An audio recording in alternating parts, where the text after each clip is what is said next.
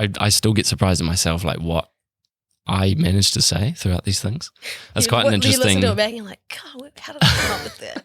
It's an interesting social experiment. I'm so interesting. I'm the interviewer. Honestly, I put a wee bit of one, because what I often do is that once I've released one and it's out on Spotify or whatever, I'll just listen to it back, like the first 5 minutes, just to make sure it sounds all good. Yeah. And I haven't missed something. Yeah. And I put a wee bit on last night just before I went to bed, and I was talking about the Olympics or something in this last episode, and I just found myself just sitting there like listening to myself just ramble on for like 5 minutes.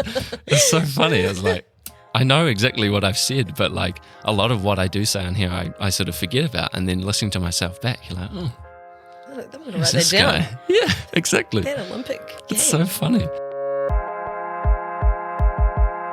Home Audio Entertainment. 9016 Radio. The show for artists of all kinds. Sit down and relax. Enjoy the music. Okay, all right, your turn. Some people like listening to them back when they've been on. Other people don't. Yeah, right. And I feel like it's actually quite good for your social interaction to listen to a bit of yourself, because like people always say, I hate the sound of my own voice. Well, so did I when I started this. I almost stopped doing it because I was of like, that. I didn't like the sound of my voice. I was like, what am I doing? Like, I'm not a podcast voiced guy. And so after like editing the first episode like prolifically, I was like, I actually don't mind it. Like if you listen to yourself for at least 5 minutes, there's that initial like, oh, cringe, like you just feel weird inside, like, oh, that's what I sound like. Yeah. And then it does get to a point where you're like, oh, when you actually hear yourself in natural conversation, it's actually quite interesting how you adapt to how your voice sounds. Because oftentimes when you hear your own voice, it's from like, you know, a video that someone's taken of you, or you've made like a voice recording. I don't know how many people do that, but usually in the context of yourself, or maybe if you're like a singer, like you have obviously your voice recorded there, but there might be some speech in there, and you're sort of like, oh, I don't like that. And it's in short little bursts. So you don't really get a feel for what your voice sounds like. But I'm so numb to my own voice now that I can happily listen to myself talk for ages. Well, yeah, I mean, which is kind of like, sounds so silly. No, that is a good thing. And it's like super normal as well, because your voice is like kind of your fingerprint, but like your voice print in the world, because no one's voice sounds like your voice. Exactly. And it's weird. I don't know what it is that happens, but there was just a point where it just clicked. Like the me hating a part just flicked off. It's like, must have been just like a couple of words that I had said, or maybe the topic at hand at the time, but I was like, oh, I actually don't mind this at all. And actually sort of thought I sounded like a friend of mine as well. And I was kind of like, oh, well, they have a nice voice. And now I kind of sound like them, which is kind of cool. And like hearing yourself, I mean, it's a gift and a curse, like at the same time, because one, you get used to it, like what we're saying. But then number two, I'm very, very aware of how my voice sounds when I'm talking to people now. So if I'm out one night, just listening to yourself talk to someone, there's enough quietness around me that I can hear myself. Like I know how I say certain words now. Yeah, right. And it really bothers me. Right. Like I can't think of an example, but it is absolutely, like as soon as it comes out of my mouth, I'm like, yeah. And I tend to sort of stutter over some words as well, or like miss syllables in words, which, I mean, I'm probably going to make you super aware of now, but it's just how you sort of psychoanalyze yourself when you're, you know, listening to something that you've done. In this case, obviously, like your voice. Oh yeah. I do like miss syllables in words, and it just irks me so much. And I've fixed some of it just through listening to it, and now I'm aware of that. You mean like you're mumbling? Like you mumble? Yeah, kind of. Yeah, like, or you know, it might be a big word that I sort of just, or, you know, I might be talking so quickly or so enthusiastically about something that I just sort of glaze over it, I suppose. Right. Or sometimes you don't know how to like pronounce a word properly, and you sort of just it just spills out, and you're like, oh, that wasn't right. But I tend to do it quite a bit. Like, I don't know if it's just the way that I speak, or I don't know what it is, but some words I'll just completely like miss a syllable, or it'll just fall out into the, you know what the word is, but like I'm very, very aware of this little segment that I've just missed. So I'm a bit more articulate now, which is good. I wonder if that's a Dunedin thing as well, Oh, like honestly, the way, because the kind of dialect, the accent yeah, to absolutely. be from Dunedin or from Otago. Even just New Zealand as a has whole a sound, and the way you treat the vowels is like definitely. I mean, the R's. Everyone always talks about the R's. Like when I left and moved away, I was always getting pulled up on my accent. Like, yeah, right. Where are you from? Are you from down south? Are you from Australia? It's like, this is not Australian. It's funny, yeah. I've had the R rolling thing brought up to me as well. Horrible. And I never really knew what that was. Yeah, no, like, neither. It's not really a roll. It's just kind of like an exaggerated R, I suppose. Yeah. So I was never like, well, to me, rolling your R's means you have sort of like a flutter with your tongue, like a... Yeah, that's what I thought. Like, I was like, I don't roll my R's. What are you talking about? But it is. It's just that hard R, sounds American, but like, it's definitely a Southern thing. Yeah. But the New Zealand accent as a whole is so monotone and so, like, compared to like an American, like I had a lot of trouble when I was editing this podcast and had so much trouble with things sounding good because it wasn't an American accent, I think, is the conclusion that I came to. Is like, you'd listen to an American one and you'd be like, that's just that growing sounds up on perfect. American television though, It is. It totally is. It totally is. It has such a big influence. Hijacks your whole kind of like... I have so much trouble watching like Shortland Street and like New Zealand shows because it just has that cringe factor. And it might be like the method to that might be exactly like what I'm saying with my own voice. I just have to get used to it. But I'm so like involved in American movies and TV shows that watching something from New Zealand, even Australia, is hard to watch. Yeah. Oh, yeah. I mean, especially like also in acting, that's a real thing as well. Like when you're auditioning for an American film, it's advised. So you're doing your general American accent, and then you have an ID at the end of your self-tape audition, and they advise you to do the ID in an American accent to introduce yourself, even though you're not American. Because if you've done an audition in an American accent, and then you flip into your normal accent, it like throws people off and they're like, oh no. Yeah, right. They're from New Zealand. Oh no, we don't want that. God, have you had this experience firsthand? Or you just know this to be? Yeah. Wow, okay. Yeah. Interesting. Yeah. I suppose it makes sense in a way, so but sad. it must feel weird to you, obviously, like having to change your natural way of speaking. Yeah. I mean, it's like advised. method acting. Yeah, it's kind of, it's strange though. But the New Zealand accent is like, it stands out. Yeah, for sure. Yeah. But coming into play a wee bit, like through Taika Waititi, right? His influence that he's had on all these big Marvel movies, like him himself's been in the movies, like speaking with a New Zealand accent. A lot of, and through him, there's been a lot of New Zealand actors that have come to those big films too. Yeah. Like I can't remember which movie it was, but they had that young kid that used to be on the adverts for things. I forgive me, I forget his name, but he was in one of the Marvel movies. Like, he was the wee kid in Hunt for the Wilder People, I think. Is he a wee Māori fella? Yeah. Oh, his name has passed me right now. Yeah, but I know we know who we're talking about. Yeah. But he was in that too, and fully New Zealand accent. And it was like, in the context of the American film, I think it really sticks out like a sore thumb. Like as soon as you hear it amongst everything else, it's like, whoa, that's weird. But then you just adjust to it quickly, but I guess it depends what they're looking for. But in your experience, is it quite easy to put on the American accent, do you find? Is it something you had to develop, or was it, having this thing where you have to have the accent on, like even outside of like the audition or whatever? Yeah, right. Was that quite hard to adjust to? Well, I think I'm pretty privileged in the sense of I was doing an American accent since I was like a child, watching way too much television. Did I watch too much television? Maybe. I probably did. Because me and my brother would always like talk in American accents to each other and like pretend to be these like people, these big people that wasn't us. So I was already doing an American accent as a child. Yeah. And like watching like Looney Tunes or something. Yeah. And like knowing all the lines of the film. So always inside of American accent as a child. But it is difficult, like when you actually, because obviously at drama school we were trained in having a general American accent, and it's incredibly difficult if you are trying to do an accent technically correct. Like you have to change where you put your tongue and your mouth and where the sound comes from, and all sorts of stuff. Like there are tools where if you have a whole script, you'll break down every single word and like place it in your mouth correctly and then do it properly. So you can I guess you can just do an American accent, or you can really like go into the bones of how it works.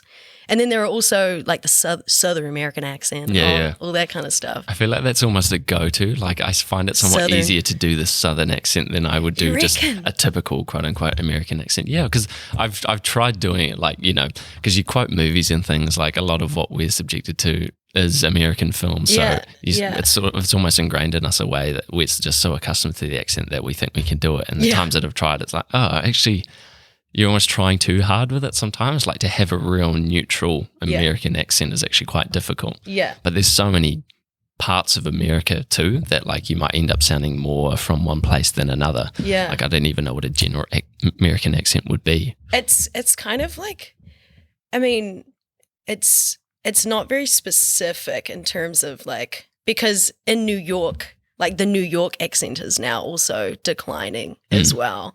Like accents are constantly changing. So it's super interesting, but it's not like ultra specific because it's general American accent. Yeah. Well, I mean, I suppose you know straight away when you hear an American accent, right? Like there's still that twang to it. Yeah. You know? And there's only specific parts of America, I suppose, that are like quite particular in how they sound compared to others. But I feel like when I try to do an American accent, it just becomes like real like what do you call it? There's a name for it. Like, I guess it's like a country accent, like you say, like it's real, like a cowboy from you put down it south. on real hard, and it comes, you know, hard. Yeah, it's so funny. It's like a go-to because there's humor in that as well, and the exaggeration is but sort then of it's easy like to a put caricature. You're kind of like just like being this kind of Western, like. Yeah, for sure. Have you had, how much experience have you had with other accents? Like, do you think you could do quite an array of them? Or goodness. This is a funny one because now I feel like I say, oh, I can do this, I can do this, and then I'm going to have to like show you or something. Don't worry. It's like I haven't warmed. But like just generally speaking, when it comes to accents, like I've done must a be few. some that's trickier than others. I haven't done a whole lot though, but I mean, the general American. I've done English, like an English accent. A French accent. I played this role where I did a French accent. So you've done quite a bit of work, it sounds like, in the film industry. Well, I mean, yes and no. I mean, I've just graduated, right. So I mean, I was thanks. But I mean, a lot of my work happened inside of the institution that I was involved with, and I was super lucky that being at Toi Whakaari, it's super hands-on. Like I didn't, there's no sitting at a desk and like writing about how to be an actor. Yeah.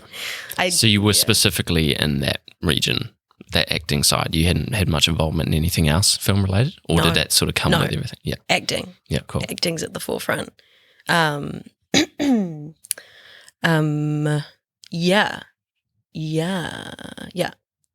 So we made like films at drama school, put on plays.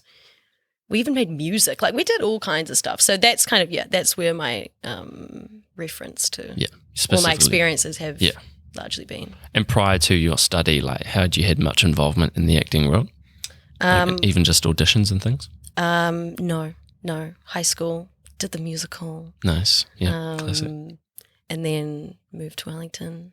So where did it sort of, I guess, really spark your interest that you wanted to be an actor? Was it kind of like you had to choose something to study and you thought like that would be the thing? It would have been a bad decision if it was like, what am I going to pick? Oh, acting. It's like, no, it wasn't a decision. It wasn't a decision that I made. It was like, this is just it. Yeah. This is just the thing. This is me. Part of who I am and how I see the world and people and stuff. But yeah. Well, it is though, because like, you're essentially what you are interested in, what you love doing, what you see as something that is you, just spills into your personality, right? Like your world just sort of becomes encapsulated by this thing that you do, Yeah. Like with painting, for me, it's just like it was a door I didn't even know was there to enter, And now that I'm in it, like everything that I do is just somewhat related. Yeah, exactly, and it translates to other things, and that's the beauty about having these conversations is that. It does so broad, like me talking about painting and just art in general is pretty much how you'd probably look at acting, right? Like there's ideas behind those things that will translate between the two, and what you do is an art form in itself. You know, it's a form of expression, right? Like it's going to be natural for you to do that, which is really cool. Yeah. It's also a tool as well, though, I find. I mean, acting is really just the pursuit of empathy and like trying to understand people and why they do things and why they say things, or sometimes what they say and their actions contradict each other. Right. And it's just kind of like, you know, some people study psychology, but it's like acting is like kind of the embodiment of studying psychology, because you're going inside of someone's psychology, embodying a different human that sits in a different way, that walks down the street in a different way, ties their shoes on differently. It's fascinating. It's fascinating. But also I think I'm just like a child. Yeah, right. Like I really hope that in my 40s and 50s and like beyond, I'm just a kid. Yeah, hard out. Because I think that's what I'm trying to get back to, you know? It's just being a kid. And so I was a super playful kind of kid. Me and my brother like made movies and like made skits, and like I was like a weather lady since I was like 4. You know, like I've been doing this. Yeah, that's so cool.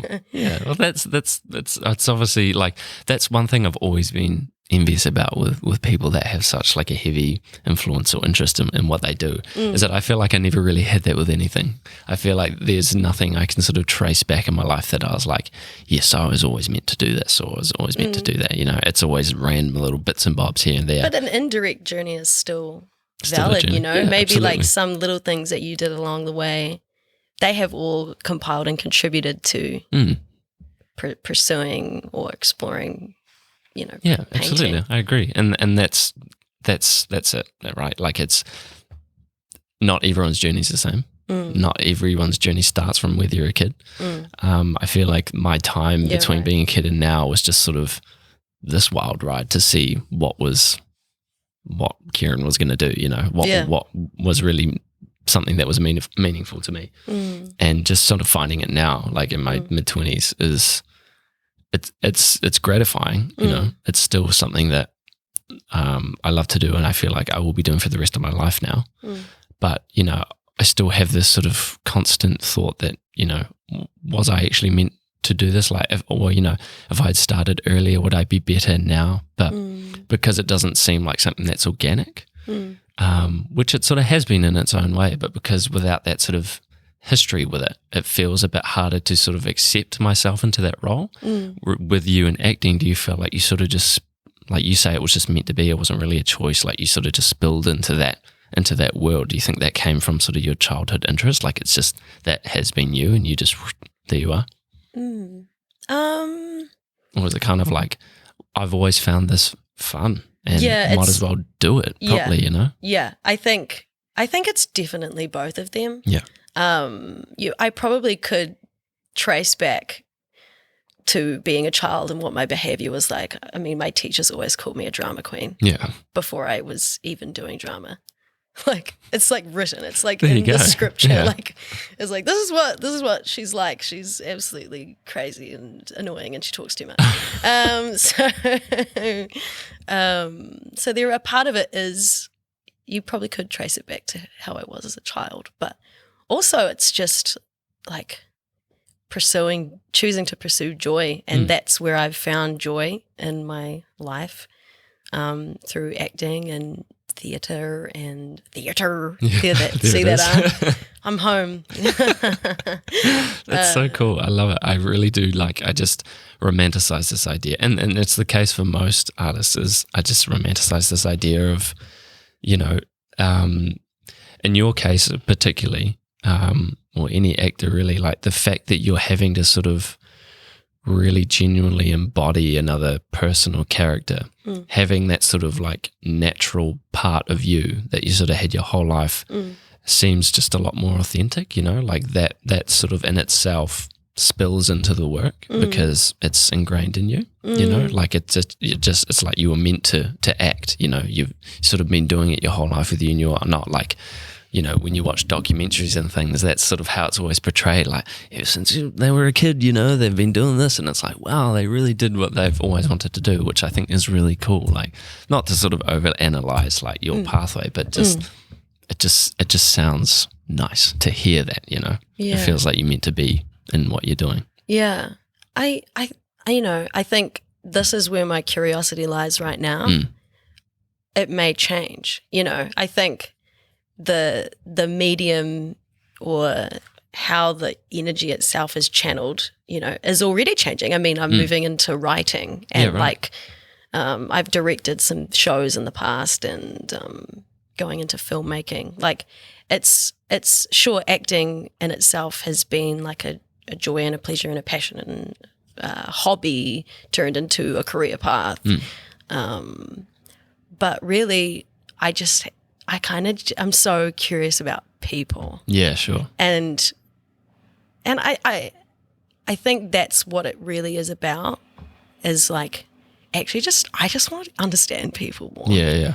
You know? Well, that's the best way to do it, right? Like you say, like literally becoming that person. Why do you do this? Yeah, exactly. Why? There must be in that, there's obviously a lot of research that you have to do on like characters and things when you're auditioning for a role, I presume. Like, how much? Well, you've only got 2 days usually, so you don't really have a lot of time to kind of go deep. Yeah, and I suppose any given role could be obviously so totally someone random. It's a fictional character, so like having to find out about how that person is, how they go about their day-to-day lives, like that's sort of still left up to you a wee bit, I presume, as well, when you're going into a role like that. If you're only given small speckle of information, you know, you kind of have to make it up for yourself, I presume. Yeah, I mean, that's definitely where like the getting creative and using your point of view and your perspective in the world to kind of frame a character or interpret a character in a way that only you can. Yeah.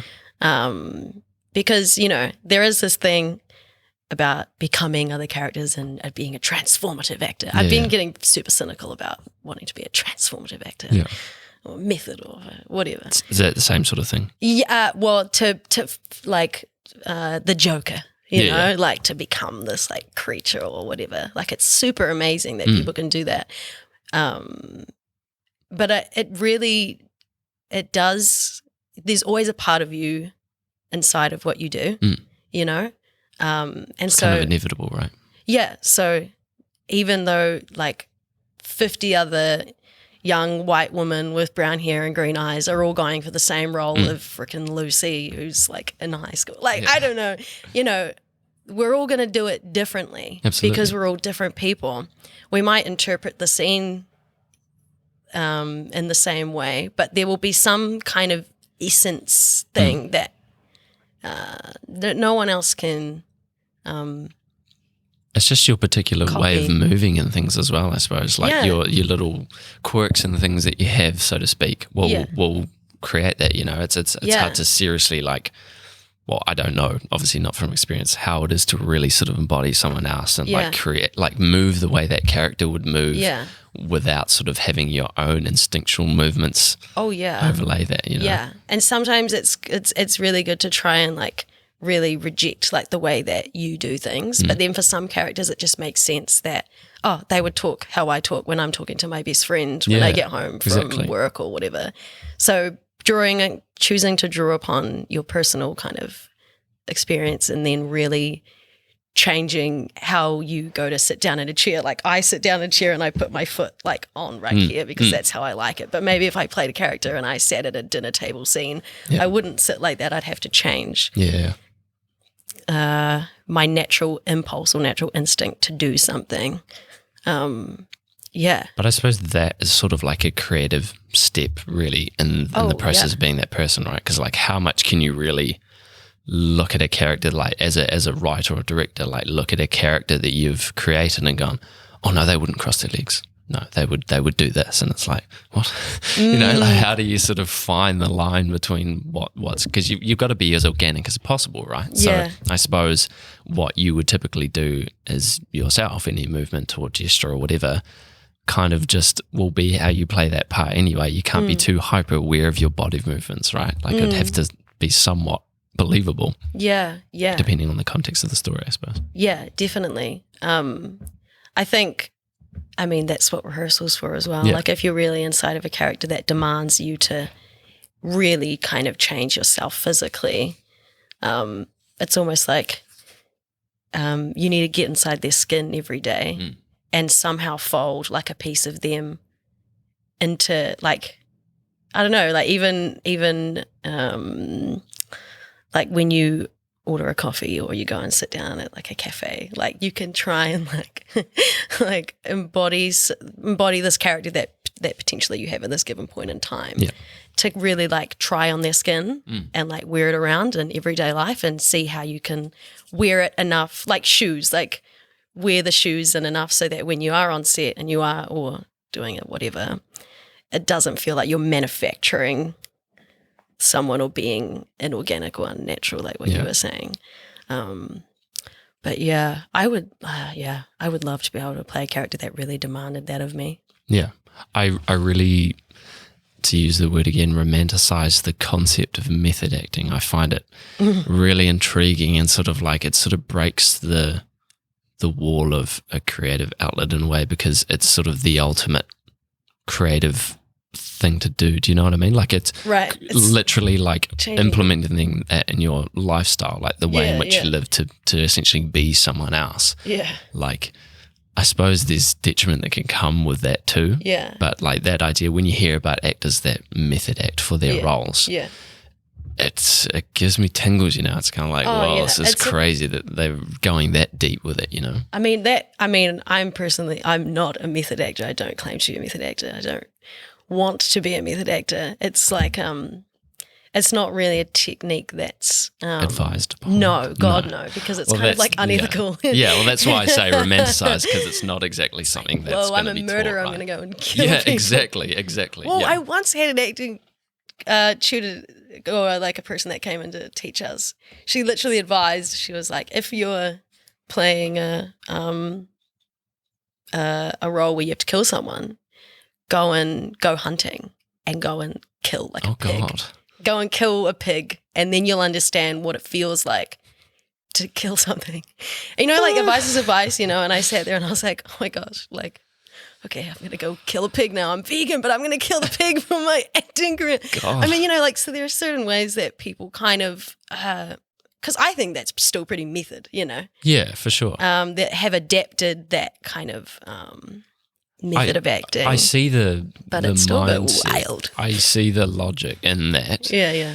Ethically not something I agree with, but you know, like if you really had to get into the role of a murderer in this case, like there's got to be some sort of psychotic element about you that has to be highlighted, right? And so without any experience of what it actually feels like to do that, how can you really like portray that? So I get what they're saying, but like there's got to be another way around it, because you probably would, like in that particular case, you know, it's not just going to be something that's for the role. That's, you know, if you're someone that is vegan and doesn't want to kill animals, doing that thing is going to affect you outside of any acting job, right? That's going to be something that you've literally done, you know, so you might perform well in the acting role, but then that translates elsewhere, you know. So there's got to be a line with method acting where it's like, no, I'm actually not going to kill anything for this role, you know. Well, some people do some crazy things, you know. Some people do some crazy shit, but have you worked with any method actors? No. Anything that has had that sort of approach? No. Because at school they don't advise that kind of method, especially like it's just putting yourself through like emotional torture. Yeah, sure. And it's like, you know, there are other tools and craft that you can use so that you don't have to detriment your mental health and mental well-being for a character in a movie, you know, or a character in whatever. But it's interesting when talking about like evil people or playing like a murderer, because obviously like I don't plan on killing anyone in my life. So. You know? So it's like, but I find that interesting because then how do I understand this person? How do I like how can I empathize with someone that does something that's so out of my, like I'm never going to do that, you know? And that's the interesting part, and realizing that, you know, everybody has their best intentions. Like everybody's trying their best in life to do what they think is right. In their world, they think they're right about something, or they feel like an injustice has been done to them. And it is, I mean, it all comes back to really simple things. Like everybody wants something. Yeah. Like, everyone wants something. Everyone I see what you're something. saying. Like there's got to be a point. Well, it would be interesting to talk to someone that has not necessarily method acted. That's the way to say it. But someone who has played the role of a murderer, of which there are a fair few, because a lot of movies do involve that in some way, shape or form. Even if it's just someone shooting someone else, you know, like that in itself has got to be something that's, you know, portrayed, you know, that emotion, that way of thinking, you know. It'd be interesting to talk to someone who's had that role to play and what they thought was a way around doing it, because it's not something you can method act. But like you say, to create that sort of empathy with that character, and I guess it depends on the role and the story, like why they've killed that person, or why the story has panned out this way. You know, I don't know where I'd start. I feel like you just have to go sort of to the darkest place of your own to really sort of try and do that. Do you think?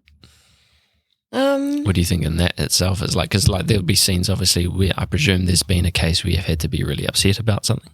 Like that in itself might not work for everyone to be able to get to somewhere really sad, but like you have to sort of trigger something from somewhere, I presume. Often the best is when it's coming from the person you're acting across. Like if you are in a scene with someone and you're looking into their eyes and they're giving you something so seemingly truthful in that moment, like it can just bring you to tears, or you want to just fucking scream at them or yell at them. You know, like I had that, and that actually saved me once when I had to do a scene where I didn't kill someone, but I was going to kill them. And I was like, came onto the set and I had like a gun orientation, like 30 minutes. So you have been in this position. Yeah. I didn't mean to dismiss you before. I didn't realize that this is interesting. But I didn't actually kill them. So right. Okay. I was going to kill them. And I was given had a gun orientation, and this gun was like a real gun. And I was incredibly intimidated by this whole kind of thing that was going on.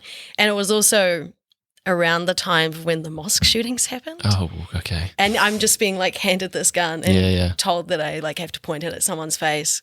And it was just like Jacinta was freaking out. Like I was holding this gun just like shaking in my hand. I'm like, I can't have my shaking hand in the shot. Like with this gun, like I need to be the gun. But so incredibly challenging. But what really helped me was like my scene partner, because I had to like point the gun at her, and it's got a blank in it, so I shoot it, but there's no bullet in it because it was all an intimidation thing. But like, I don't know. That's obviously a very important part about being an actor, is relying on other actors to help you out in any given moment, especially a scene like that, right? Yeah, because then it kind of and those are the those are the juicy moments where, like, you know, you have a plan the way the scene is going to go, and I point the gun and then I fucking scream at her, and it's like real and authentic and it's guttural and da-da-da. But really what happens in that moment is what's going to happen in that moment. And if you're really connected to the person you're across from, it's almost like you just go with them, but they're going with you, and you don't know who's leading you. And maybe it looked like I was going to kill her in the scene. Like maybe it actually did look legit because she was being truthful. So it brought that out in me as well. So a lot of being able to go to those places is really like listening to the person across from you and like working together, because you're not like in my performance and I'm like Joaquin Phoenix and I'm the man. You know? Like, it's a collaborative art form. Yeah, that's so cool. I really admire that, because I feel like a lot of the time there's probably cases where you maybe not necessarily don't have control, but things happen so organically that you couldn't have even sort of planned for something to pan out that way because of the fact that you're still literally engaging with another human, right? Like there's aspects of life that are just sort of easily translatable into a certain role. So there's probably times where you have such a good scene with someone that was just so organic that you weren't even like thinking about acting anymore. Is that common for you? Oh, definitely. And that's the sweet spot. Like that's where the addiction to it is. Like that's the drug. Yeah. Like when you can just like disappear into this reality that's not even your own. Yeah, that's so cool. And you believe in that moment you are like there with that person in like the 50s in New York. That's what I mean. It's just being a kid and like playing like how kids just naturally play in the playground. Like kids are the best actors, you know, because they're just a stream of consciousness. Like they just say whatever the fuck they want. You know, they do. Like they eat an ice cream at the dairy, they're going to be like, this is shit. Like they don't like it. Or they'll make fun of you for something about your appearance. That's quite common. And it's just like this pure distilled like, I don't know, thing. I totally agree. I actually watched a video on this morning, specifically more related to art, but it was a guy giving a lecture to his class that he was teaching, and he'd told the story about like, or it wasn't exactly a story, it was just like how kids interact like this, you know, like if you you know, give a box of colouring pens and a piece of paper to a child that's, you know, under 4 or 5 years old, they're just going to create. Like there's no like, so what am I drawing? Like they're just going to pick up the colour that they like and they're just going to smash it on. Like they're just going to do it. But when you sort of get a wee bit older and you're sort of more, I guess, familiar with the concept, you're more accustomed to being sort of told what to do, especially in a classroom setting. And that's just the beauty of like children at that age, is that there are no questions. Everything's new. They don't understand the concept of even being taught something, you know, or being in a classroom. They just know that there's like something that looks real cool in front of them, and they're just going to go crazy with it until something happens, you know. So that's just fun, right? Yeah. Like why would you not want to be that way? And that should translate into someone's career in art, acting, anything like that, because those are the best moments, like you say, that's something that's just so organic, it feels childish, you know, it's fun. Definitely. That made me think, I was talking with my friend the other day actually about, like, you know, in art, like as a child, and you had to like paint like a portrait of yourself, like what your face looked like. And her picture just wasn't even her. Like it was different colored hair, different eyes, like different everything. And I don't know what her child brain thought in that moment where it's like, you need to paint a picture of yourself. She just painted a picture of like some person. Well, that's it, right? She maybe saw that it doesn't day. always register, you know. It's just like, oh, okay, like a 3-year-old's not going to go, oh, okay, a horse, okay, a brown horse, and it's going to be like anatomically correct. Like they're not going to do it. It's going to be purple, and it's going to have like super long legs or some shit, you know. It's going to be something crazy because they don't care, you know. They have a picture in their mind about what something is, and they what's right and what's wrong. Yeah, and they're not worried about what's correct or what color's the right color, whatever. They're just picking up one that they like the look of, you know. It's so cool. That's the most organic expression I think there is. Just that childish like endeavor. Yeah. So cool. Yeah. Have you you've obviously worked in, well, not obviously, but I can presume a lot of what you've worked in film wise has been through your study. How long was that period of time? Was it 2-3 years? 3 years. And so over those 3 years, how many things have you worked in? Like how diverse has your acting career been in terms of what you've worked in? Like what are the sort of highlights and lowlights, I guess, or theme wise about movies or whatever it is that you've been involved in? You know, like how different has one been from the next, or do you find there's sort of a general approach to everything when you start out, like you do have to adapt to everything? No. Every experience has been completely different. So, I mean, what have I done? I've done lots of theatre acting. That's where I kind of started. That's quite common, I think, isn't it, to start in the theatre? Yeah. 100%. Is it more accessible? Is that why? Or is that just totally. a good sort of intro to the world of? Totally. Way more accessible. And I mean, theatre, there's a real community kind of vibe to theatre and theatre people. It's fairly common ground, I suppose. Like with theatre, could you compare it to acting roles in the sense that it's pretty regimented and it's sort of the same approach each time, like in terms of it's still quite different? Still quite different. Yeah. But then again, I think I also speak from a privileged position, that is, I've been able to work with a bunch of completely different New Zealand practitioners who have different processes. And that's part of the beauty of the whole thing, and getting to be involved with a bunch of different projects is taking little bits from how different people do things. So no, every experience is different. And because, theatre, film, it's a collaborative art form, the processes are always different. I know that question's quite broad. It is quite big. When you, I guess a better way to phrase the question would be, when you're entering an acting role, do you have sort of a process that you go through to sort of at least get into a certain mindset, or are you having to look at every job fresh each time and adapt differently each time? If that makes sense. Yeah, I think I'm still in the process of like refining what that process is. But yeah, there's definitely like how I approach a project. There's probably been a similar kind of theme, but it's also, it's so hard because it's different every time. It's a different story. It's a different person. And really it's about trying to find your way into something, like trying to find how you can land inside of this new world or this new character, or there's got to be some point of entrance, because sure, I can learn my lines and I can do my beats and actions and highlight things and have like a piece of costume or something I think this person would wear, so I feel like I'm them, or all kinds of things, but I don't know, you have to find some kind of point of entry. Like, what's an example? It's funny. Last year I played, one of the roles I played in this show was a weather lady. No, she wasn't a weather lady.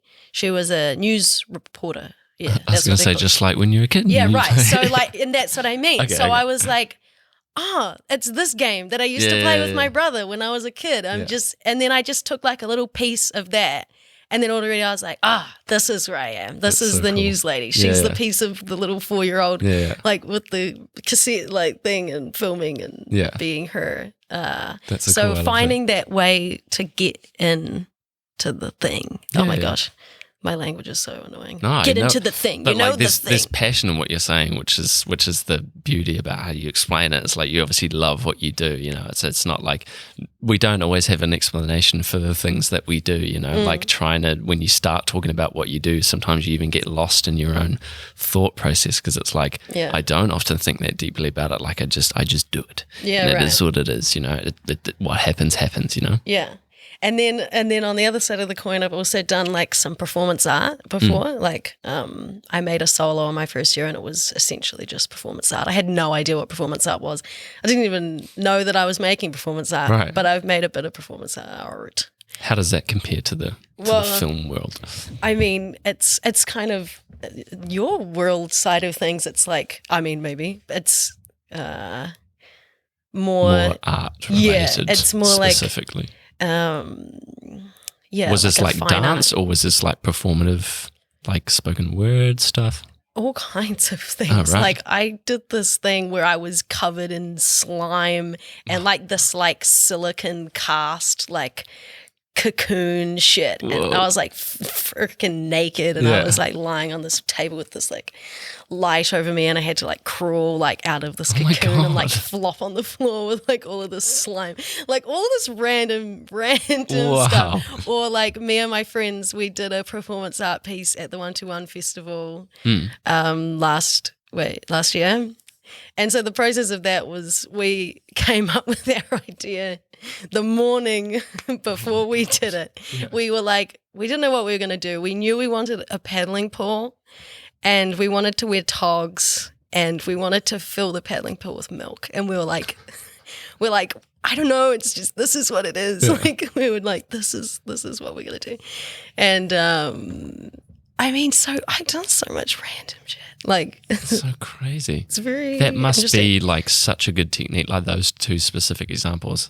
Like, that must have been pretty daunting to be in that position. Do you find that helped you, like, with your career, or was that something that was really like detrimental? Like, how did that affect you in your process towards like future jobs? Like, that must have, like, to be put on the spot. There's almost like, did you feel like an embarrassment? No, I mean, just like, I think we had to commit to our like crazy, stupid idea. Yeah, I doubt. Like, there was no other option but to just commit. Yeah. And so, in a way, it's so not good to throw yourself in the deep end like that. You really should have been more organized, and we should have.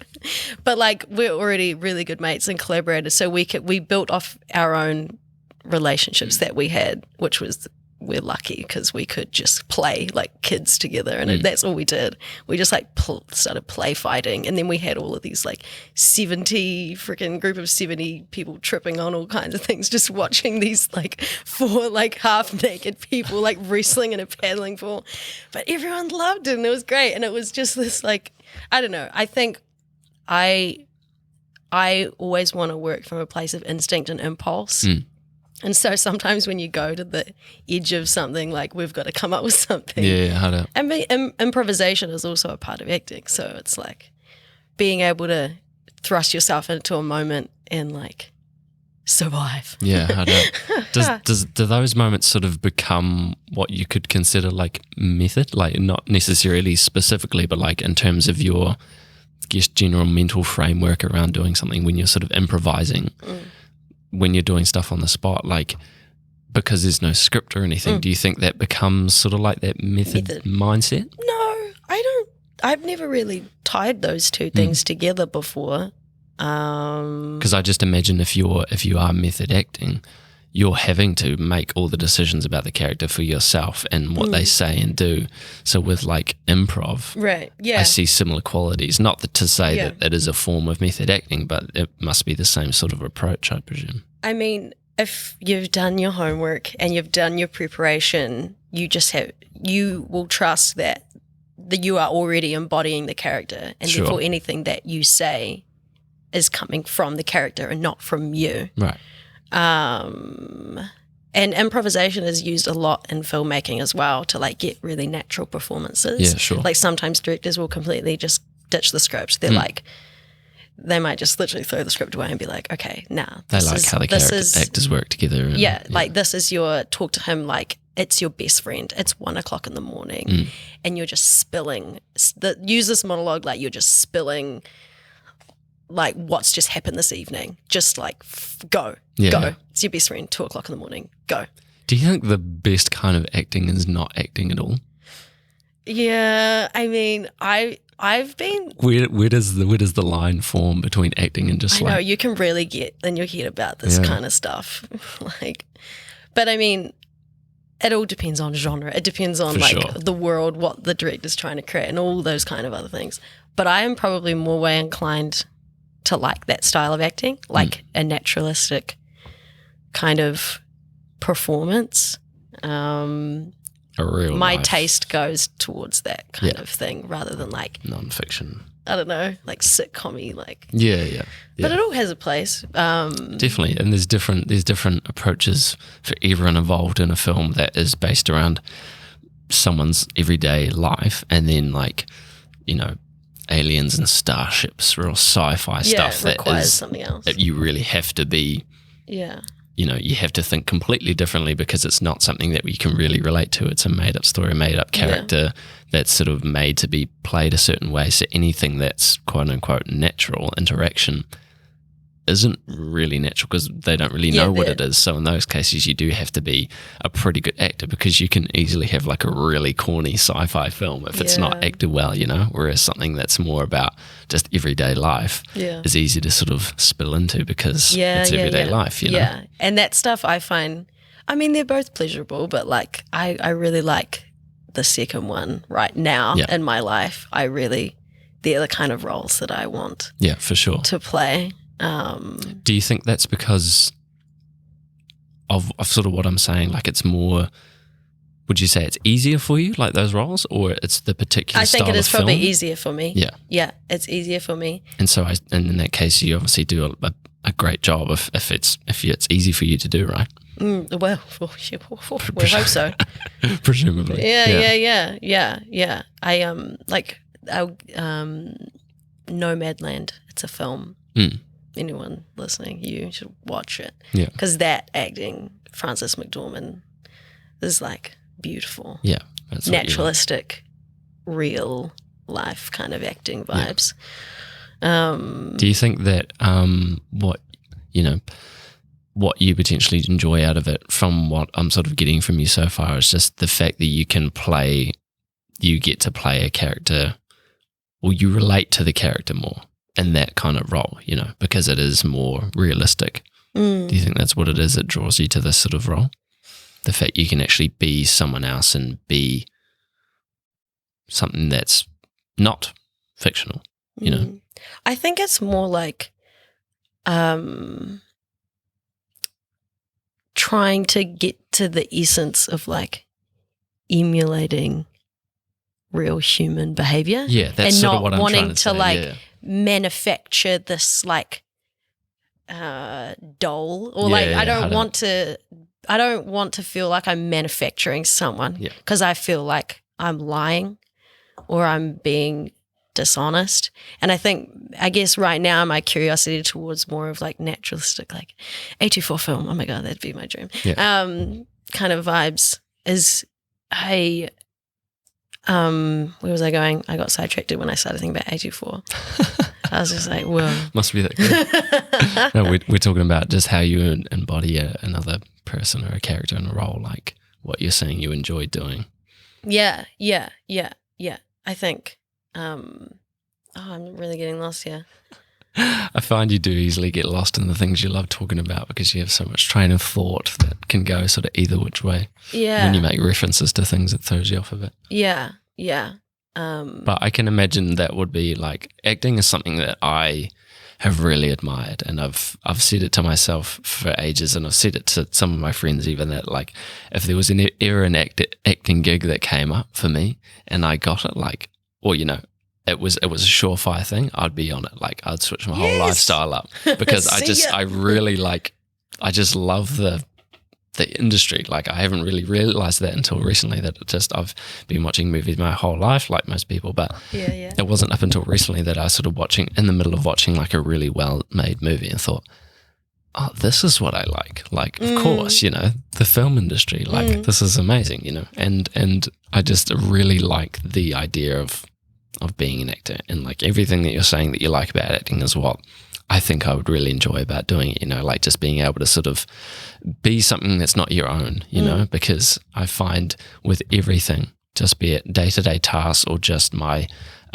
taste in things, my general sort of aesthetic wears old pretty quickly in my own brain, because it's my own choice. So I really romanticize the idea about being something else altogether, like as dark as that sort of sounds.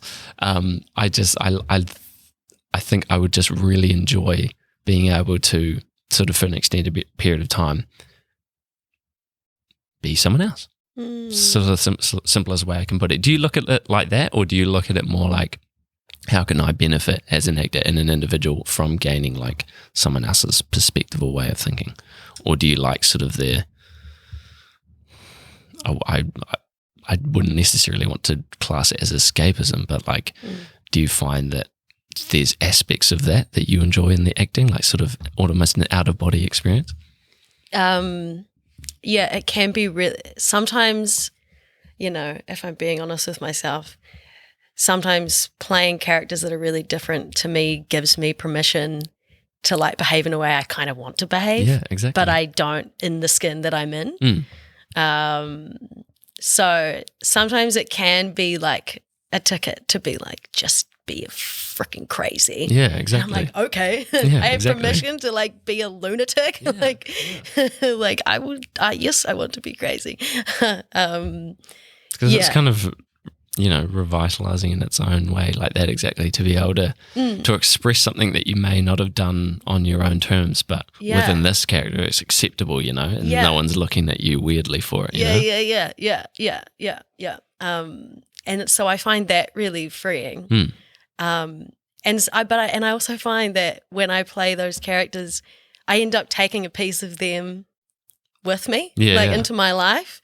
Like I find that they actually follow me. Yeah, that's really like cool. They become a part of me in some kind of way, which sounds because it's kind of almost the most sort of intimate way to really relate to someone else is to be them, right? You know? Like there's got to be something that sticks with you once you've learnt, because you don't really have that with day-to-day interaction, even just like in relationships and like with friends and family. You don't really like understand someone until you try to be that person and try and live their life, because you never really ask that of someone. You never really get that real answer from someone telling you about what they do or how they feel, how they move, because they often don't interpret it correctly. You don't often interpret your own actions in a way that's true, because you distort ideas about yourself because you either deny something or you want to exaggerate something.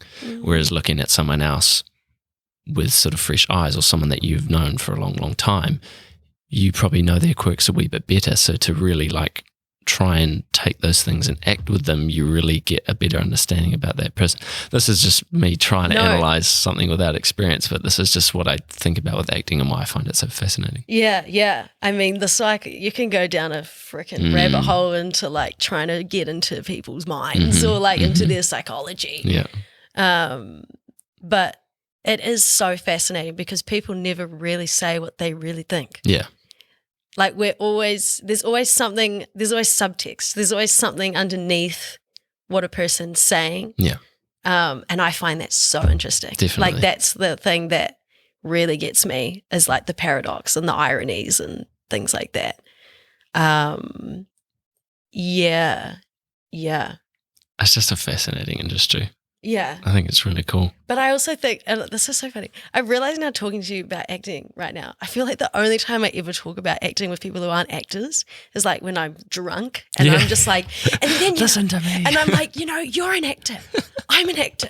We're all actors. That's the point. And they're sitting there like, kind of like staring at the ground, like just me screaming to them in their ears. And I'm like, you are an actor. I'm like, everyone's an actor. We play roles in our lives. Like when you go buy a coffee, like, but I do believe this, like non-fully sober Jacinta still believes it. It's like, when you go and order a coffee, like you're playing a role. You're the customer. And then the person who's making your coffee is the coffee man, woman, person, you know? Like when you go to a restaurant, someone's, they're just kind of, but I see what you're saying. Yeah. We play roles in our lives and we change the way we speak when we talk to people. Like the way you talk to your mum versus the way you talk to your boss, the way you talk to your sister, your friend, your acquaintances.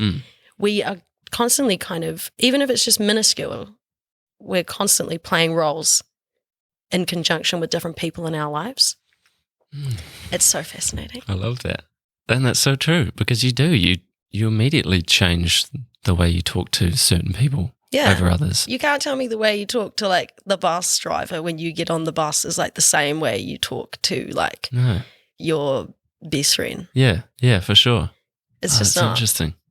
That's a good way to look at how you play a role, I suppose, because it's something that's really in everyone to change character. When when that one hit me, I did this workshop over in Sydney a couple of years ago, and he was like, we did this exercise where he was like, the tutor guy was like, all right, you've just been in a massive car accident. Your car's like on the side of the road, it's flipped over, but you're out, you're fine, you've got a few bruises. You have to pick 3 people in your life that you could call or you might call. Like, and it could be make no sense. And so I was like, oh, okay, my acting tutor, my landlord, my mum. Yeah. And he was like, all right, now have those conversations. You've just crashed your car, call your landlord. What do you say to him? or call your acting tutor, what do you say to him? Or call your mum, what would you say to him?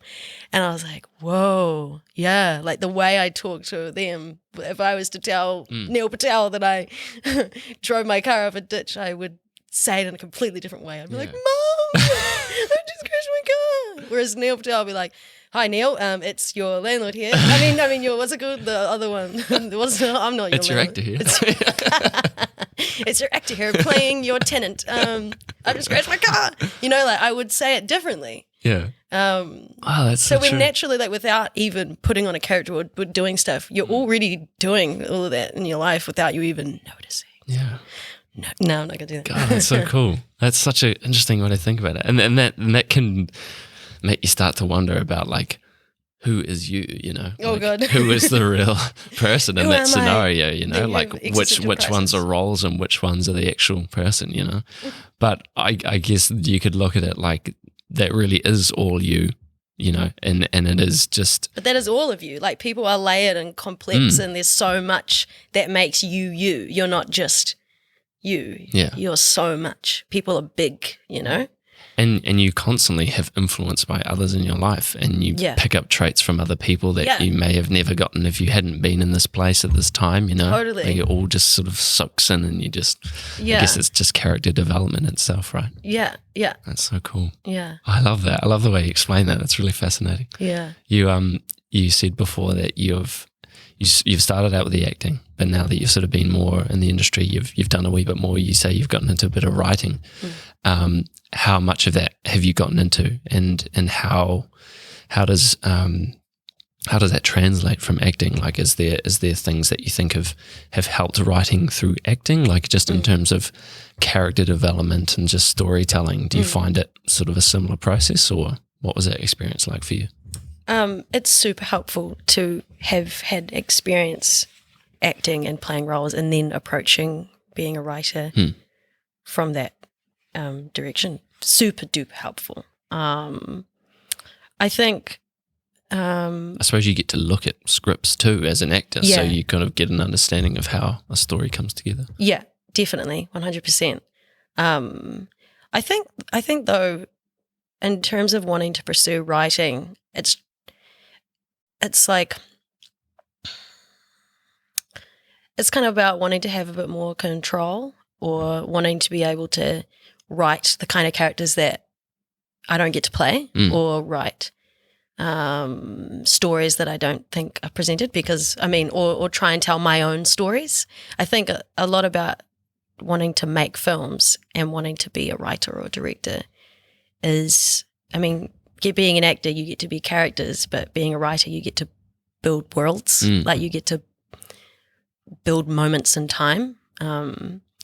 It's almost like getting to be more of an architect, like, in a story, and not just like a piece inside of it. You get to actually create it, and that kind of control is really exciting. I also love collaborating with my friends. When I started at Toi, a group of friends of mine, me and a friend wrote a play. So I've written a play before, and we put it on at the Fringe Festival.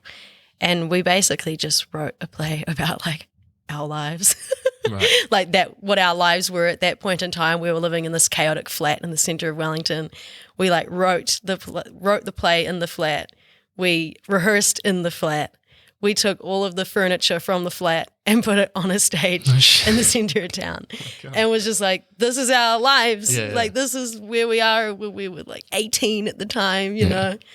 And it was just a snapshot into that moment in our narrative. So a lot of it is just like trying to take a picture of, like, a part of a point in time. Yeah, a point in time. And really finding those little intricate details and moments that distill something bigger, you know, like the meaning of something wider than what it is. And so, now I've just been writing my short film. I started making it in my final year at Toi. And that's kind of partly why I came home as well, because I'm from here. And the film is going to be based here. and I'm going to shoot it here, right? Yeah. So I've been writing this short film, going insane in my brain. So this is a similar concept to what you're talking about with this play. No, they're completely separate. The thing that ties them is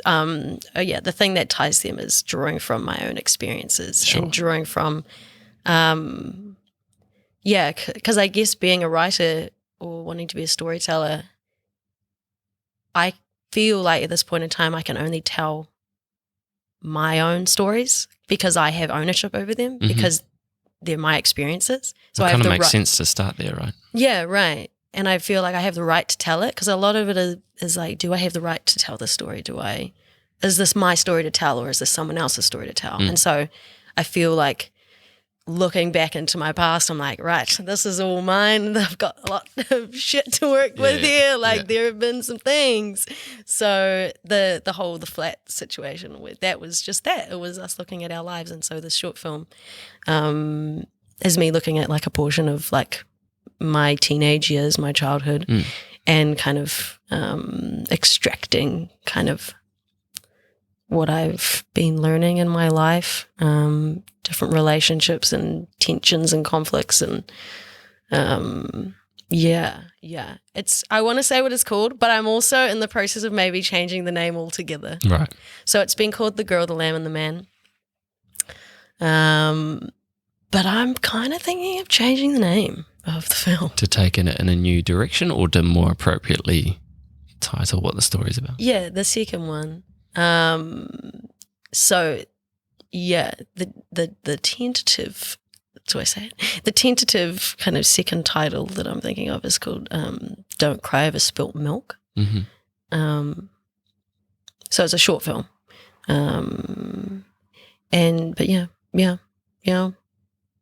I guess through making it more, it'll make more of an understanding, make more sense to go with whichever title. Because having no idea about what it's about, I have no sort of leaning towards either or, you know. Oh, no. But you'll know for yourself. Yeah, totally. Do you think by doing a story that's relative to yourself in your own life that has benefit for you outside of the film? You know, like if it's, I don't know specifically what point in time this is done for, or whether it's from a place of joy or a place of sorrow. Do you think either way that by analysing it so critically and sort of remaking it, that it helps you in any way outside of what you're doing with the film? Yeah, isn't that the question? Holy, yeah. Like whether it's understanding your timeline more, or, you know, using this method of writing that story as a way of getting past something, or sort of having some sort of conclusion to something? I think for me it's about reclamation. Like it's taking it's like reclaiming my narrative, you know, and not running away from it. It's going like, this has been an experience that has happened to me, and it's really, the goal is like, it's trying to empower myself by reclaiming my narratives that have unfolded throughout the course of my life. And it's also like kind of giving love to my childhood self. Right. Like an ode to 16-year-old me, and going like, you know, like, you got this, man. Yeah. Well, that sort of ties into your whole philosophy around acting and just your general involvement in this, right? Like, you sort of circle it back in yourself, because yourself was what was always there in the first place. And do you know what I mean? Like, I've never made that connection. Not to say you've gone like full circle, but you know, yeah. But that's interesting. I'm living vicariously through my child self, and to like analyze yourself at a different point in time. Yeah. Do you find like you're understanding yourself a bit better, or is this kind of like, you know, how true to yourself do you think you're creating the role? Oh God! Holy shit! I need a drink of water at this point. Because I guess like there's a lot of creative direction that can mix things up. You may change something to have a more dramatic effect at points, but are you wanting to make it sort of as true as possible, or are you using? No, not as true as possible. Okay. It's definitely not like entirely fact. Like it's not entirely, I always get them mixed up. Fiction, non-fiction. Yeah, I was worried I was saying it wrong before. Fiction, false. Right, yeah. True. Yeah, so it's pretty fictional, but it's derived from truth. Yes, okay. So it's not like pooled experience, like a mirror to what. Yeah, so it's a I didn't run away. So it's not about. I did not run away from my home with my pet lamb. I didn't actually do that. But I think a part of me wants the character to do things that I never would have done. Sure. So it's almost like taking the story and like rewriting it, how it like could have gone or how I could have reacted. I could have been like, and so the character is wild. Like she's like chaotic and she's like disobedient and angry and like, you know, I wasn't really any of those things. I was probably more submissive and like, not submissive, but yeah. So I think, no, I'm not like reenacting my behavior as a 16-year-old girl. I think I'm unleashing like the tiger that I know was there, but just didn't come out. There's obviously enough of a story or theme at that point in time that, you know, made you thought that you want to do this to begin with. Yeah. But, you know, how often do you watch a film that's based on a true story and it's not completely true, like they've made a twist somewhere for sort of the dramatic effect of it being a movie or a short film or whatever, you know, like there's sort of always a twist of some kind that you have to put into it to make it sort of more, I guess, worthwhile. Not to say that what is happening is not worthwhile, but, you know, it's sort of inevitable you'd make some sort of twist somewhere. And the fact that it's something that's happened for you, there may be points at which, you know, the character development or just the general, you know, you're making a story around yourself. I feel like if it was me writing the story about a point in time of my own life, that I would change things about myself to suit the film more, to make me feel better about myself. Do you find that sort of coming into play with this? Or is that a wild assumption to make? No.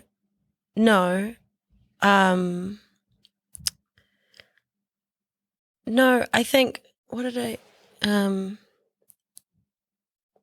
do you think as the writer of the film you're being true to sort of yourself? To the essence. Like, do you want it to be a pretty blunt,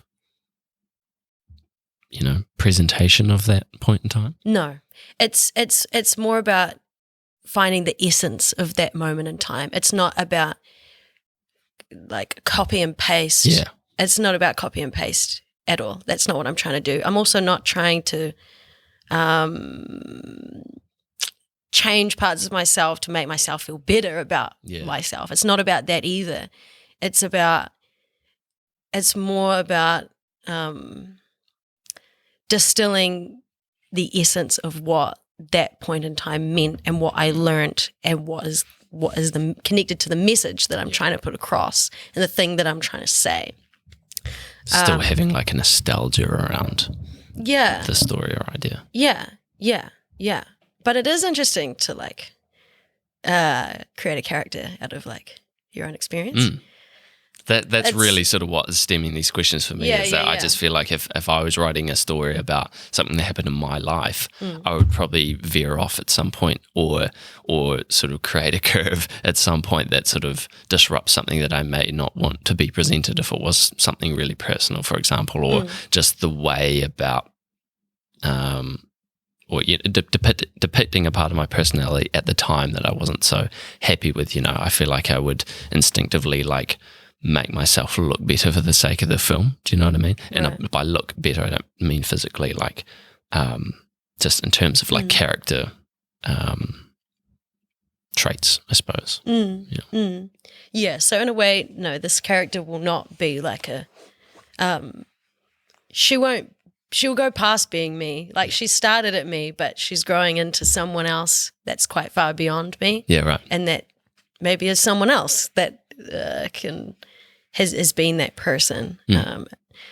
So yeah, I guess that's where fiction and non-fiction, it's just all kind of bleeding together. Yeah. And the story will live a life of its own. And that is the goal, is that, sure, it's seeded started from me, but the idea is that it will grow outwards. Yeah.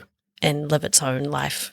And the character will live her own life. Yeah. So this is your first time doing this. First time making a short film. Yeah. Yeah. And do you find it's working in your favor? Like, do you find that there's so many things you're having to tackle through the process, or is it sort of the fun part about doing it for the first time? It's incredibly challenging. This is so challenging.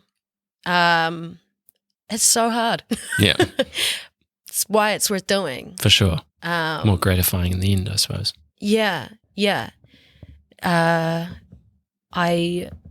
It came out of wanting to tell a story, and for some reason this is what came up, and so I'm just pursuing it, you know. Yeah, it's a difficult balance because, you know, wanting to pursue follow the curiosity of being a filmmaker, but acting at the same time. So you are acting in this film. Yeah. Yeah. So that's also like a funny juggle as well, because the jobs are quite different. I actually wasn't going to be in it, but I've decided recently that I am going to be in it. I was considering casting someone to play the role, like an actual 15-year-old girl. And then I was like, look, you literally could look like you're 15. So it's like, you can just play it, just enter it. Come on. Stop. You can't afford one anyway. You can't afford to pay someone to do it. So just. Well, who's going to play a better you than you, right? Right. Yeah. But then that's a whole nother wormhole in itself. Like, how do you act yourself? Oh, but that's what the point I made before, is that it's not me, you know, it's me, but it isn't me. Yeah, there will definitely be, I will be acting. Yeah. I'm making her do things that I never would do. But that's the point. I suppose you end up with a more organic presentation because it's really sentimental to you. There's more to it than just embodying a role that you've been given. You know, it's a role you've created, and you know it must be more freeing and organic to be in that position. Yeah, I may sound like I've been contradicting myself, but it really comes out of a desire of wanting to tell the truth. Yeah. And I want, I'm an actor, but I'm still not the actor that I want to be. Right. I have a long way to go. And I want to get better. And I admire actors who are deeply truthful. Yeah. And there's something that they're doing that's connected to something really real from their own human experience. Yeah. And so, that's what I'm trying to do. Right. I want to be truthful, and and so then this goes into the whole method thing, and I'm I'm not method, but it's you always put a part of yourself into everything that you do. I think. Yeah, I would agree with that 100%. And so that's this. Me making this film is me investing my energy into committing to trying to do that. Yeah, committing to trying to maybe doing that. Yeah. Oh, it's cool though. To be able to even write a story to me is just crazy, And granted, I've never really tried to do it, but just the fact that would you say the story is complete? Have you gotten to a point where so you're still in the works? Yeah. I just think it's so neat, and I guess in the case of this, it's derived from something that's relative to you, a point in time in your life. I suppose it's easier to put that story together as opposed to coming up with something completely new. I just find the whole writing thing fascinating. I really admire people that can create a world, like you say earlier. But that's what you do. It's just a different medium. That's true. And a different form, and but I see what you're saying. I've never thought about it like that. Yeah, you're conveying something. You're trying to communicate something. You're just doing it in a different way. It's just being channeled through a paintbrush. Right. It's mine is channeled through a lens. You know, it's it's kind of the same. Yeah, right. I guess that's what you define art as, right? Like when we're talking about it as a whole, not specifically like the visual arts, like in your case, the acting, the writing role, it's an art form because it's an expression-based thing, You're putting forward ideas and worlds and characters and things for other people to enjoy. Yeah. And also the lines between film and painting, like the two complement each other really well. Like there are a lot of directors that will derive inspiration from painting. Sure. And inject like a certain quality into the mise en scène, or like creating like an image. Yeah. In that literal sense, you're coordinating things, you're composing things, you're finding what's the word? Composition between things, it's like building sense. A picture and creating layers and depth, and it's filmmaking is probably quite similar to making paintings and stuff.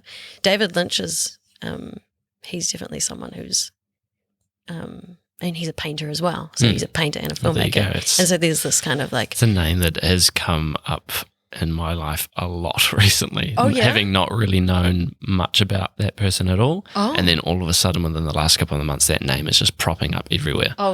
You need to go do some digging. It could be that I've already seen some of their work without knowing, but the name is new to me, and everyone seems to be talking about David Lynch. Goodness, you need to look into his work. He's also got films that it's just like a series of his paintings. Oh, right.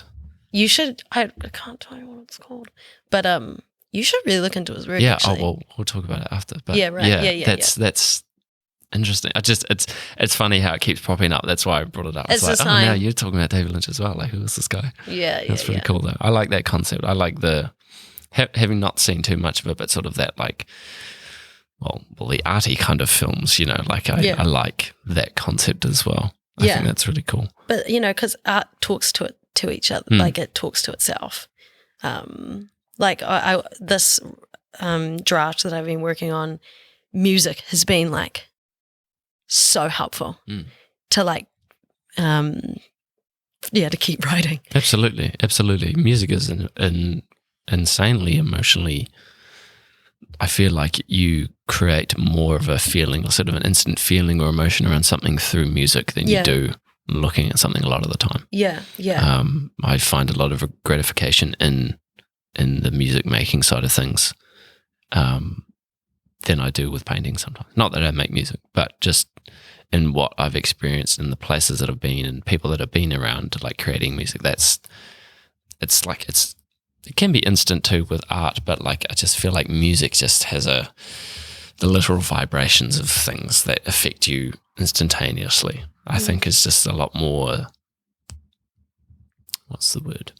Just settles in with you a bit more. I think sometimes it communicates something very easily, and quickly. And it doesn't ask for explanation, whereas I feel like visual art does a lot of the time. Yeah, that's true. Yeah. You often have people looking at things in galleries or asking the artist, what's it so about? What does this mean? What does it mean? Like, where does this come from? Like, who are these characters? And it's like, you don't ask that about the next top song that comes out, Yeah, you don't go up to someone after like a gig and you be like, that song that you played in the middle. Yeah, what is that? What was it about? Who was that person? Yeah, exactly. You don't ask that. And that's the beauty of music is it's that instantaneous like acknowledgement of the art form. Or at least that's how it sort of played out. Maybe it's because it's like sound. It's not like you're not looking at it outside of you. Yeah. It's like entering It's an internal thing. It is. And it's like, so therefore it becomes a part of your own like reality. Like when you're listening to your music in your headphones, it's like, I don't know, it's if you're the main character in the film of your life, like it's the backdrop behind you. That's it, 100%. Which is why you don't question it, because it's just becomes a part of like the fabric of your like existence. I think you've nailed it, actually. I think that is perfect, at least to my understanding of it and what I'm trying to say. I think that's exactly it. Because art is, it can be it's in your face, a lot of the time. Like it can be aggressive, it can be off-putting, it can be pleasant. It's literally confrontational. Yeah, exactly. It's something literally there in front of you that you can engage with physically, and so it leaves room for it to be, bullied and broken down and analyzed much more than music is, because it's confrontational. And I kind of like that about painting, and that's something that I think I strive to sort of achieve, is creating that confrontation. And I think that's sort of why I've found a bit more joy in doing that than ever sort of making music of any kind. Yeah. Which I've dabbled. I've never really done anything, but had experience, I suppose. Yeah, right. Being able to bring that emotion, good or bad, out of someone through visual art, I find fascinating. Yeah. I think that's why I've just caught onto it, is because disrupt. Yeah, or just make people think. Consider why they don't like something. I've always said I would much rather someone tell me that they didn't like something that I've done or made than be fake and telling me that they do enjoy it, because often how someone feels about something that you've made or are presenting. And I wish someone would tell me, this painting doesn't make me feel good, because then I'd be like, well, I've done what I've set out to achieve, and that is make you feel something different or think about something else, rather than just looking at art as being something that's enjoyable, which it is a lot of the time. And most of the time when someone likes a painting, it's done something for them, it's resonated with them. And same with music, and same with watching someone act in a movie, like you have this sort of connection to that thing and the way it's being presented. And I feel like artwork specifically, just they really ask for explanation, or people demand explanation from painting, and I think it's interesting. I don't know. That's kind of my point, really, altogether. But I love how you can be so, like, I've never really listened to a piece of music and gone, like, there's definitely music that I don't like, typically, but I've never sort of heard a piece and gone, oh, why have they made it like this? Why have they chosen to make a song in this way? You just sort of instantly like, I don't like it. And I suppose you do the same with art, but I feel like with the visual arts, there is more sort of an expectation in a way. Or about what it's going to be. It depends on the context of what you're doing, I suppose. Does that kind of frame how you approach what you're making? I like your choice of words there. I suppose so. I don't know. I don't really tend to analyze my work until it's done. That sounds ridiculous.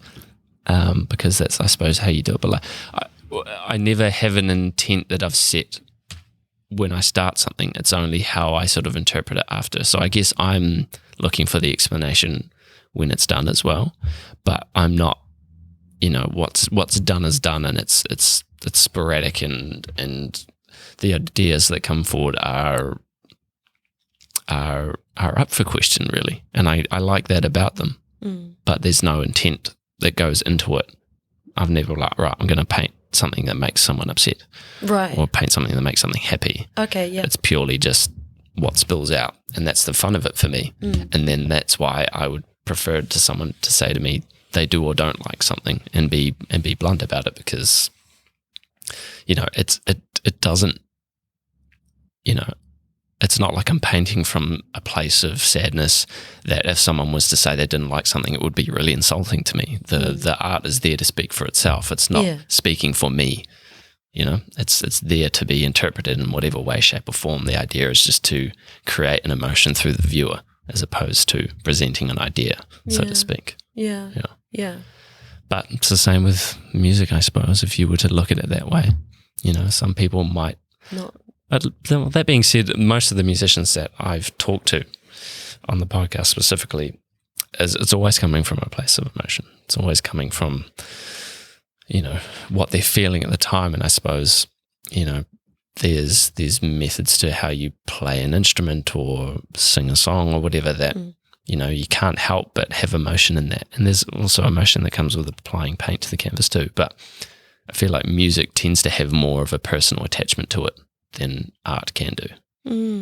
Yeah. How do you feel about that with acting? Like, is it sort of all emotional for you? I suppose when you're becoming characters and things, you have to pick up a lot of emotion that you think they entail. I mean, I think to portray emotion is what the audience piggybacks on. So that's definitely a hook. I have never really had to play, like I haven't had to play lots of crying roles yet. I've played lots of like angry people. Can you cry on cue? We don't know yet. I mean, yes and no. It all depends on the day. You know, like there will be times where I am like practicing or whatever, because there are different tools that we've been given to like bring tears. Like do I go into it? Do I give context? But there's a way you can access like emotion through, it's very spiritually la. Yeah. But you connect to like different organs in your body. So basically there's this tool. They say that anger comes from your liver. Right. Grief comes from like your lower intestine. So there's this thing you can do where you just breathe into that space and you like connect to that space, and that you can actually like bring up, you can cry, but you don't feel anything. Right. So there are different ways that you can approach it, and it's all just practice really. But if you're connected to what you're doing on a personal level and you're with your scene partner, it just happens, you know, you don't have to summon it. Sometimes even just staring someone like really bluntly can like make you teary-eyed. Oh yeah. You know? I have probably had to stare into people's eyes for like, it's probably been hours. If I tallied it all up, how many times we had to sit on the ground and just like stare into the person's eyes. It'd be literally hours. I find that brings up laughter too. Yeah. Definitely. That's a hard because one it's to get uncomfortable. past. Because people get uncomfortable, and then some people do just start crying because it's so confronting. It's crazy. I've looking at someone. Yeah. Like, well, I mean, it's one thing to like try and cry like at home, like for this purpose, like of acting. Yeah, right. To try and like cry without anyone there, but like when someone else is in the room, you're a different character. Yeah. Like we're saying, you know, and so like to cry sometimes is a lot easier. Yeah. Just with that, you know, what might be awkwardness or just like tense in a tense environment, or just generally like comedic, like, you know, you sort of, it's inevitable that you something spills out of you, you know. Yeah. Oh, definitely. I think the last role that I did cry for, well, this is quite funny. So there's this job where I could do like role play stuff. So like doctors who are training to be doctors need patients to practice on. Police like need people to practice being police people, whatever. And I had to play this role. This is super intense. This is probably the most intense thing I've ever done, where I had to stand at the top of a 20-meter tower and like scream, cry, yell, holy moly, that I'm going to jump off and freaking kill myself. Wow. And so I was like, I'm going to bring the tears, like it's going to happen. Yeah. And it was just really crazy to realize that I didn't really need to bring anything, because when I looked down at them and they were invested in what was happening, they had like their gears on, like it felt really real. It was terrifying. But like looking at them, you could just, I felt like, I don't know what their story is. I don't know what people they've had in their lives. Maybe they have someone close to them that has been in this position. And so that made me cry. Wow. Was like looking at them and like, I don't know, like there were like, how do I explain that? Well, I mean, it's one thing to think about that scenario. Like if that had actually happened, you saw about it on the news, you go, oh my God, that's tragic. Like how awful. But then being like in that setting and like seeing that person's perspective. Yeah. It's no surprise that you feel that way. Yeah. So bringing the tears. I don't know, if you're in the present moment. I think it's actually more about practicing presence. If you can put yourself in a real present kind of conscious position, you can do anything. Yeah. You can go anywhere. That's so crazy. That's a very crazy story though. That was like the most crazy thing ever. But you got the shot, like it went as planned? It went. It happened. Yeah, it happened. 4 hours of like crying and screaming and standing on a tower. Yeah. Man, that's so intense. Yeah. Holy. Wow. Yeah. I mean, but probably like in a way good for your career to have had that experience, you know, Those so you extremes, sort of know what can happen in those moments. And what I would do differently next time and how I would change my approach or exactly. whatever. Yeah. Yeah. Very cool. Yeah. Very cool. So this film you're working on at the moment, when can we expect that? Or have you got no secrets to give out yet? No, well, I don't really have any secrets to give out yet. The plan is that we will shoot it before the end of the year. Cool. So like it'll be out next year. Awesome. Next year will be when it's out, realistically. That's cool. I'm really excited now. I'm lucky to have had the inside scoop on it all now. So I'm giddy as to see how it all turns out. I think that's really cool. Yeah, yeah. Oh my gosh. I want it to be done so I can move on to the next one. You know, that's almost like you get going, sick right? of it. You're like, I'm already sick of this film. Yeah. It's not even made yet. Yeah. I'm already thinking about the next one. Absolutely. So it's like, I just got to get this. You know, no art is ever finished, as they say. It's just, there's going to be a point where I just have to be like, this is what it is. Yeah, and then absolutely. Make it and then move on to the next thing. Yeah, perfect. I love it. I love your enthusiasm. This was really fun to talk to you about this. I love the whole industry, and to talk to someone that's part of it is really cool, really eye-opening. I appreciate you being here. This was fun. No, cool. Thank you for having me. Awesome. No, if you're ever in town again, we should definitely do this because this was really fun. Yes. Awesome. Cool. Thanks, Jacinta. Appreciate it. Good. Bye, everyone. Home Audio Entertainment. 9016 Radio. The show for artists of all kinds. Sit down, relax, enjoy the music.